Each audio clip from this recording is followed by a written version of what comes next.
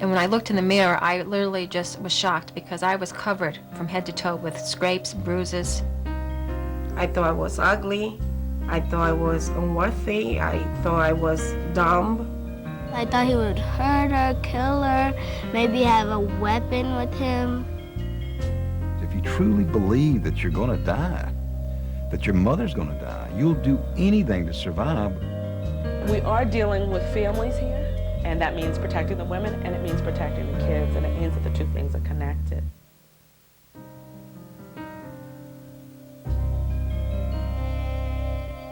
I met Herb, and I heard the words, I love you, and I loved it, because I never heard that from my parents.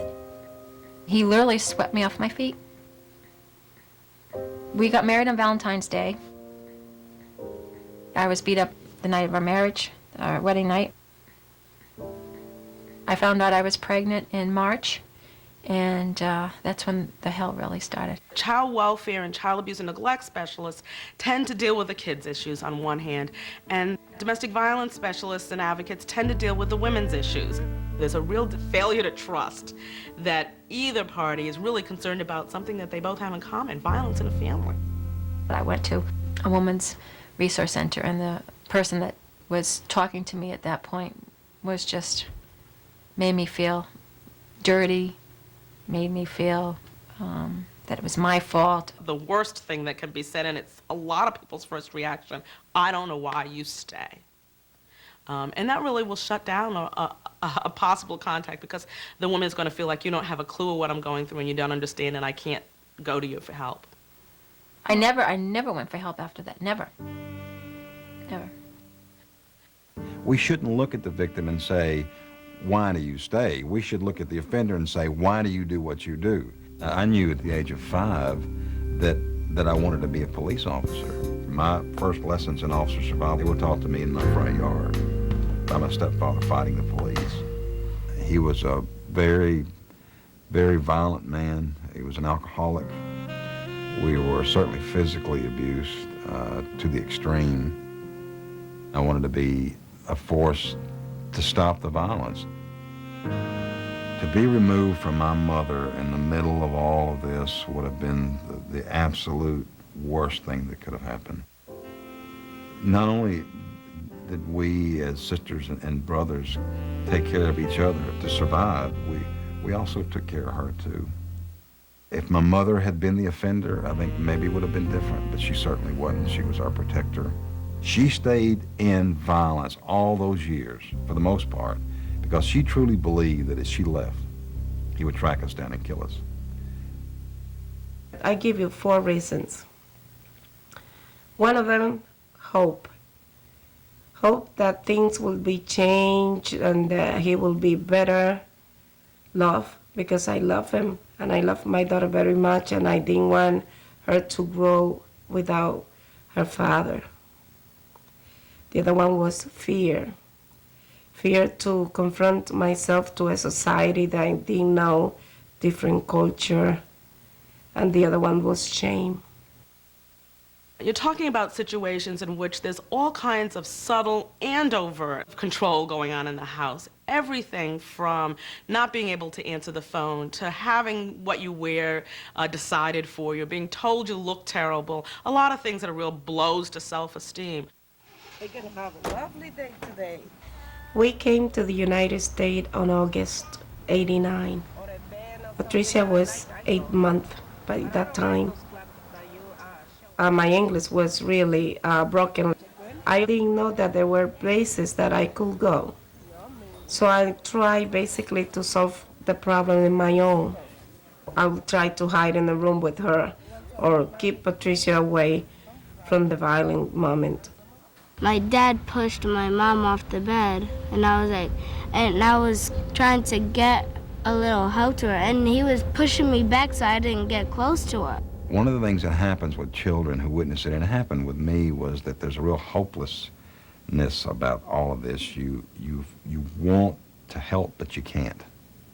You want to intervene, but you can't. You want to stand between your mother and the offender, and you can't. And there comes Patricia! I realized if anybody knew my situation and that my daughter was exposed to that, I knew that they will take her away. And that was one of my biggest fear. Why would a woman who's a victim of domestic violence call Child Protective when they know that the children are going to be punished by being removed from the home?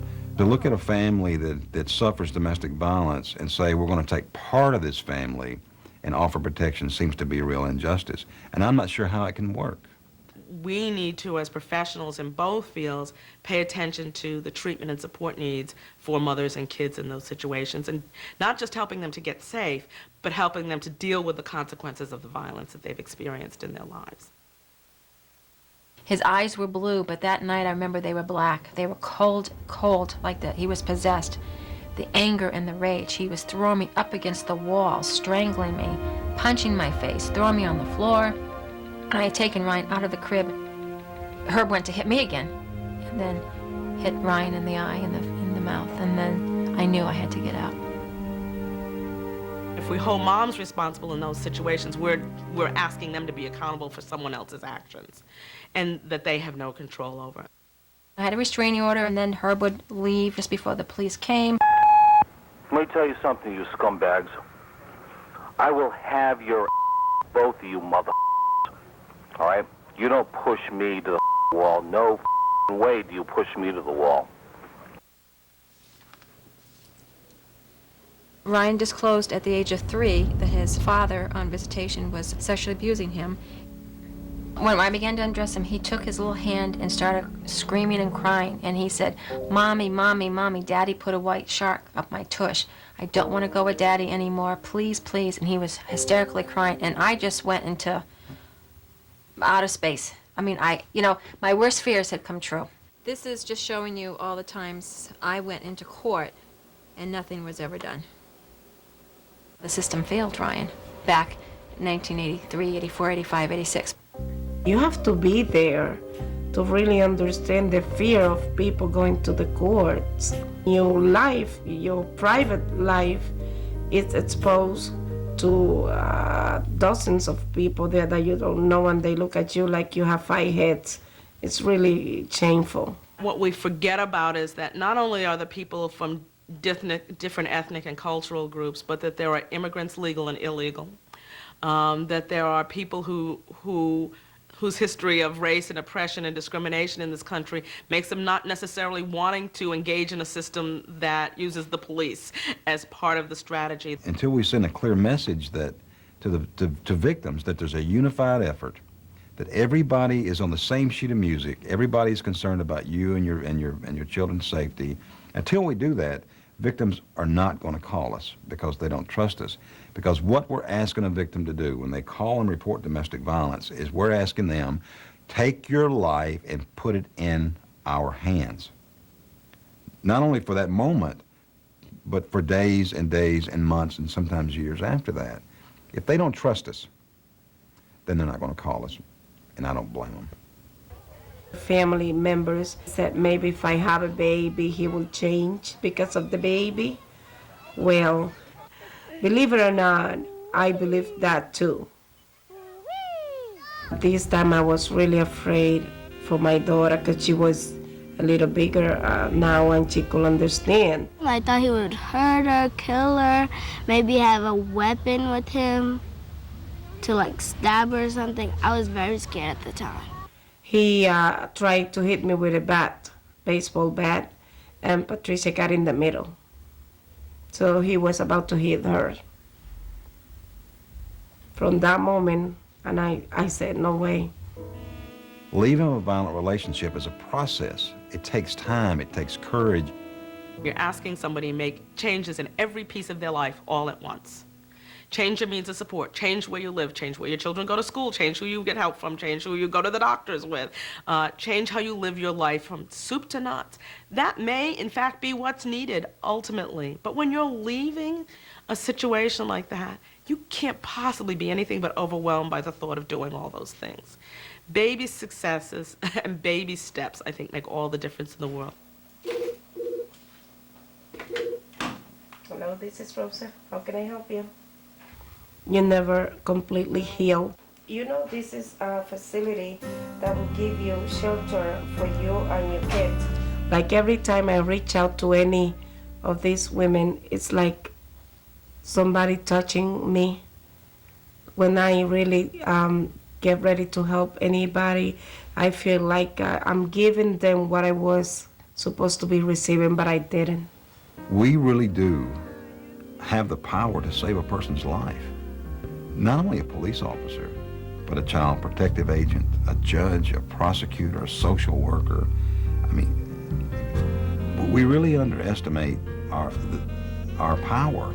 We just need to be really patient with each other and know that, you know, every step along the way in collaboration isn't going to be a joyful one, that we'll make mistakes and we'll make them together and we'll both make them, we'll all make them, but that it's a very doable thing.